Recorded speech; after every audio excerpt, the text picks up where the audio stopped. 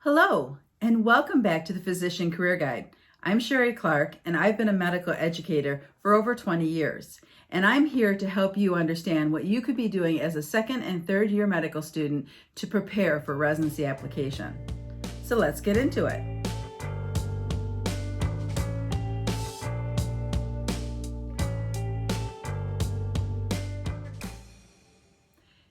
Number one, use your rotations to your advantage. When you have the opportunity to rotate at a residency program that you're interested in, take advantage of that. That can be a great way for you to be able to showcase your skills and your knowledge. It also allows them to get to know you as an individual, as well as to see your work ethic. Make sure that when you're rotating to outside institutions that you might be interested in going to for residency, that you're taking advantage of every opportunity to meet and greet the residents and the faculty that are in the specialty that you're interested in. So if you can't be in that particular rotation for whatever reason, maybe your medical school limits the number of general surgery rotations you can have, but then you could also go and do an anesthesia rotation there. And then it would still be in the OR, you would still have access to the general surgeons while you're on the anesthesia rotation. Use your rotations to the best of your ability to make sure that you get in front of the people that can make a difference when it comes to being recruited into a residency program. There is one warning that I have about this. If you rotate into a potential residency location and you are not presenting yourself to the best of your ability, that can backfire on you. So make sure that you're showing up early, you're doing everything above and beyond that you can do to make sure that you're presenting yourself well to the residents and to the faculty so that they will think that you will be the ideal candidate for their residency program. There is a chance that you might make a mistake or you might tick somebody off, and so that can affect your chances of getting into that residency program. Please know that they are not expected to tell you whether they're going to rank you or not, and you can't ask if you're being ranked. And so if you're not going to be ranked by the program, they may never tell you that. So make sure that you are presenting the best you that you can when you're on these rotations. Number two, solicit letters of reference. When you're applying for a residency program, you actually need to have at least 3 letters of reference from physicians of the specialty that you're interested in going in. So as you're rotating at locations that are of interest to you, or as you have times and activities that you're working with physicians that are in that specialty, that's when you need to talk to a faculty member and ask them if they would be willing to write a letter of reference for you. The rule of thumb is you need to have 3 letters of reference, preferably 2 or more in the specialty that you're trying to get a residency program.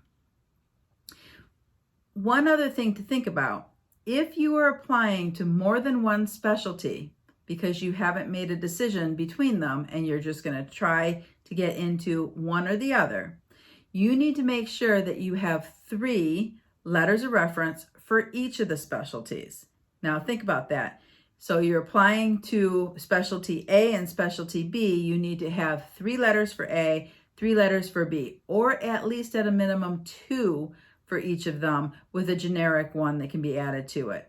Ideally 3 for the specialty that you're interested in. Number 3, start thinking about your personal statement. The personal statement is honestly the movie trailer about you as an applicant, minus the video. So you're telling us who you are, why you're a unique candidate for the residency program, and why we want to pick you. It's the first way that we get to understand who you are as an individual. So how do you do this? Make sure the first sentence really draws us in and makes the reader want to learn more about you. You can write about the story of why you chose your specialty, a trauma in your past that may have sent you to the medical field as a career. Maybe it's something about the future and really what you want to do in your future, and you talk about what your plans are in the future and what type of specialist you might want to become, this is the best time for you to actually explain any red flags in your application. So let me give you an example. If you don't have a stellar score on your entrance exams, then maybe you might want to explain that. Maybe there's a reason you don't have a stellar score. Maybe something happened. I've actually have had a resident once tell me that their mother passed away the night before they took the exam. Well, of course, they're not going to do well on the exam. They're not in their right mind. They just lost a parent. So, you can explain that. And if you've taken the exam again and then you've had a significant increase, that it shows to me that that was a legit explanation, that there was a significant increase from this first score because you took the exam when you were in your right mind, and therefore, you can show that you've qualified for the residency program based on that.